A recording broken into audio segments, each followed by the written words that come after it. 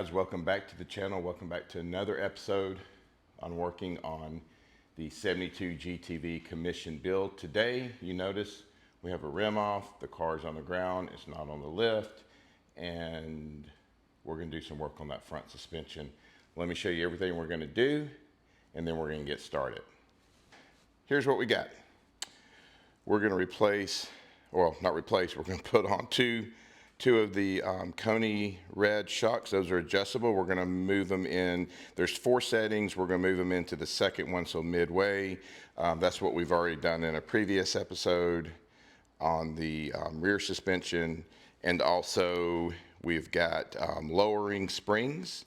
So once I get the other ones out, I'll put them side by side so you can see the difference. The lowering springs have already been done on the rear. So next is the classic Alfa's big brake kit. You've seen in a previous episode, we've already got the new wheel bearings in, and we've got the new discs on as well. So we should be ready to roll to install these. So we've got the pads, mounting hardware here, the instructions with everything we need to get them installed, and then we've got the 3 braided brake hose lines. Of course, one goes on the front and the front on each side, and then one is in the rear. We're not going to put those on right now because once we're done with everything, as you can see right now, the car's still a big mess. Once we're done with everything, we're going to be sending this car out to paint and body. So the least amount on the car that they can cover, the better off we are. So I'm not going to worry about putting on the braided brake hose lines right now. So lower suspension, Coney shocks, big brake kit, got the tools to remove the springs safely, and an extra floor jack that will go on to keep tension on the springs, so that once we start lowering it with these little threaded rods, then we'll be able to release the tension and keep everything as safe as possible. All right, so let's get started on removing the old springs. All right, so here is the rod. This is the sway bar link bolt, excuse me. So now I'm just removing it. I've already loosened it, so it make things just a little bit easier. So this will be the first one that you start with. So I'll get this off, and then the next step will be to put in the threaded rod. That way, that'll be the thing that allows us to lower the spring pan. Now you also notice that I do have a jack up underneath the spring pan just as tension to hold it as I'm removing these bolts and putting in the threaded rods. It'll just a little safety precaution. I definitely challenge you guys to use it. You won't really need it, but it's always good to have it there just in case. So that was first one, and we'll start with that top nut, and that top nut we will loosen it, and that'll help to bring down the pan. So now we're over to the other side, and we're going to remove that bolt. So it's just basically we're focusing on the front 2 bolts on the spring pan, which are close to the hub itself. So I'm removing this bolt and nut, and so the next step is after that we will go ahead and put in the threaded rod here. That will that again will allow it to lower the spring pan once we get started. Now also just know that the bolt there in the back of the spring pan, if you're looking at it to the left, that one will stay into the last one to be pulled out, but we will not put a threaded rod in there. It'll just be out. Again, this is why I've got the floor jack up underneath the spring pan, just in case we need some security. Again, should be fine, but I challenge you, please, please, please, please use it. Okay, so I've got the threaded rod in there. Now I'm gonna move over to back to the front of the car, as you can see with the camera. And here, we're gonna remove that bolt. Now that bolt there is the closest to the oil pan, the front of the oil pan. So let's get this one removed. Once this is removed, we'll put the threaded rod in there, and then we'll move back to the back part and we'll start to remove that bolt completely, and it just won't have a bolt in it. So finishing removing the bolt to nut here. Once that's done, we'll get the threaded rod in, and I'm just kind of bringing it from top because, as you'll notice, there's not a lot of room at the very top of that bolt, so it's easy to thread from the bottom up. All right, now back over to the very last one. This is the left of the spring pan if you're looking dead at it from the hub. And here I'm just removing the bolt. Again, we are not going to put a threaded rod in here. There's only 3 that come in the kit that I bought from, I think these came from Alfaholics. Again. Okay, now let's start lowering the springs. All right, let's lower the springs. Now, you're gonna see my arm in the way a little bit. I'm gonna try to do my best to splice over some of this, so it might be a little short on the editing. I apologize. Okay, so now we're just gonna focus on the top nuts on the top of the spring pan, and we're just gonna turn, as you can see.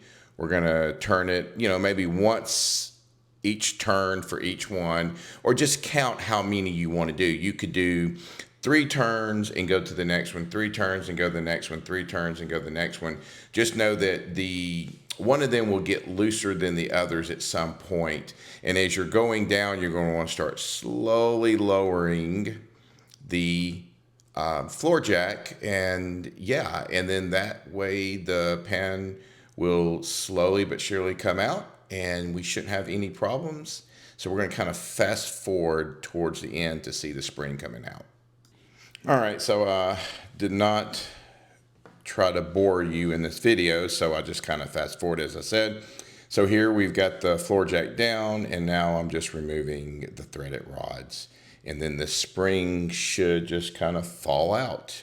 Remember, you're going to have a rubber kind of perch or that goes over the spring, and then there's a piece of metal that goes on that part. So the spring sits on the piece of metal ring, and then it sits in the little rubber. I'm gonna call it a rubber perch or grommet or whatever you want to call it. So it's on the bottom of the pan, and it's also going to be on the top of the spring as well. So just take your time, do one threaded rod at a time, and then that way, it won't fall on you, or if there was any kind of a tension, would try to spring forward or something on you here.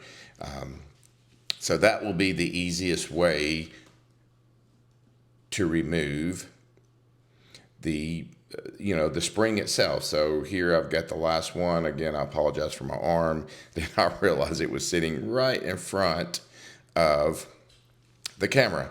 I'll try to do better next time. Anyway, so there we go. I'll move the rod out of the way, and then as you can see, the little rubber grommet on top, and then there is a metal ring there. Everything sits in it, so it's a little home. And then, yes, we'll pull the spring out and then get the new spring in. Alrighty, guys. So there's the old one, and there's a new one. I went ahead and just kind of wiped off this pan. This pan's already been spring pan's already been painted, so I just kind of wiped it off. Tons of dust from this thing sitting around the garage. But yeah, there we go. So always remember, when you're doing that, the metal goes down here, the rubber part up on top, exact same down here at the bottom. We'll get it turned a little bit to match. But that's it. So now we're going to reverse it and get it back in the car, and then add the shocks, and then add the brakes. So that's the order: spring, shocks, brakes. So let's go ahead and get this thing set up and get this thing back in the car. Alrighty, I have the floor jack up holding the pan, and I've got the threaded rods already in. So just the opposite of removing the spring. So instead of using the top bolts, we're going to use the bottom bolts, as you can see here. That will help to raise the pan up. Now, you can count, you can do five 5 half turns or whatever, and then move to the next one and the next one and keep doing it that way. I probably did 10 to 20 and just kind of moved on and just did that back and forth, back and forth, back and forth. So I'll fast forward to completely securing the spring and putting the bolts back in the spring pan itself, and we'll move forward. There's no reason for you to watch all of this. All right, I've got it pretty much all the way up now. So next step will be to start removing the spring pan threaded bolts here, or rods. We're going to get those removed. So as you can see, I'm getting the first one. And then from there, I'll put the bolt on that part of the pan, and then I'll get to the next one, and then the next one, and then go from there. So again, one rod at a time. You see that I have the floor jack is secure. It secured the spring from popping back out. I mean, that's just the last thing you want to see happen, is a spring to come flying towards your face. So we'll just take our time, unthread each one individually, and then go from there. It is back on. Each bolt is torqued to 34 foot-pounds. That's what I found on numerous Alfa sites, to just double checking everything. And if I remember, on my last rebuild or restoration I did on my Spider, it was the same thing. So the shocks or the springs in there, we've got everything put in. The bolts are down. They're torqued 34 foot-pounds. We should be good to go. Now, if I walk over here, next is the caliper. And the caliper will kind of go something like that. If I can move my finger out of the way, there we go, something like that. Now, before we do that, I did notice one thing. So this bracket here will go here, and those black bolts will come in and screw in from behind, which is great. But if you take it, and I'm sorry I'm making y'all dizzy, if you take it and you look, this will mount like that. Problem is, I'm going to have to shave down this area right here on this brake line bracket, because it's in the way. So I'm just going to kind of cut that or grind that down so that this will fit flush. It fits fine up top, but it does not fit fine down below. It's just that little piece right here. See if I can get in there and show you. Just this little corner here. So I'm going to grind that down real quick. I'll do that off camera, just get it done, and then we'll mount this thing up. All right, guys. I did have to trim down that just a little bit. I've got to, of course, tighten these down. There are these extra washers that come with it. You have your spring washers or your lock washers, but there's some extra washers, one per bolt, that you use in the event that you need, get a little more light here, in the event that you need a little shimming to kind of push it out a little bit, and that's what we did. So I've got the shims behind it. So I'll get these torqued, and then let's see if the caliper mounts up the way it should. All right, guys. Here is the brake caliper. So we're gonna put the washer in. We'll just get started with one side. So I've got the brake pads are on already here. So here we'll just kind of fit things in.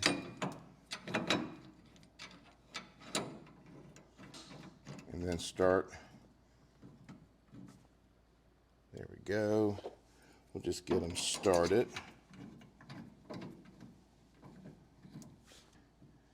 Cinched down and then torqued. So as you can see,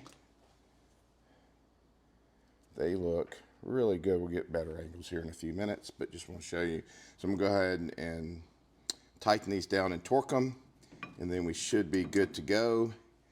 And then we'll start on the other side. but they fit nicely in there. Of course, they're loose right now, so I gotta get them tightened down here. But man, I do love the look with the clover here. Looks really, really good. All right, guys, and there you have it. We've got it installed. Large brakes. Looks good.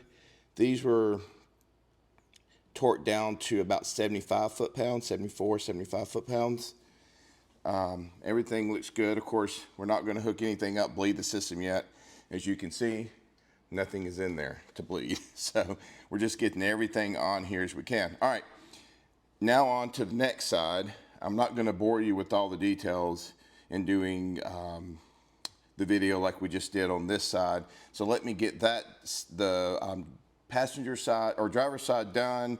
Once that's done, I'll show you the final product, and then we will go from there. All right, guys.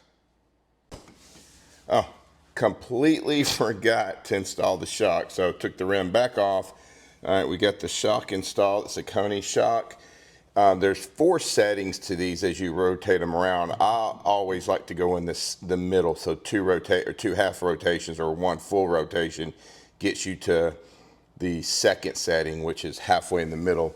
Did the same thing over there to the rear. So yeah, so I think we're fine. I think now I'm gonna go ahead and get the wheel back on and get her torqued down and then start on the other side. Once the other side is done, we'll come back and I'll wrap up the video. All right, we have got the driver's side finished. Everything is working well. The hub is turning. As you can see, we've got the brake in. Still have to do a little grinding at the back side of this for the bracket to fit well.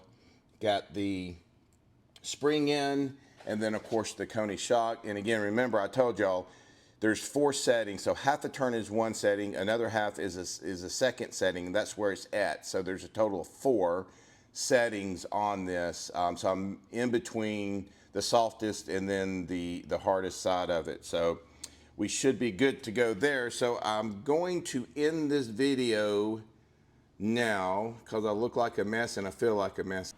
All right, guys, that is a wrap. So as you saw, we'll move over here. She's back up on the lift. This is the next day after I finished the brake job, putting the brakes on, suspension and all that fun stuff. I was absolutely worn out.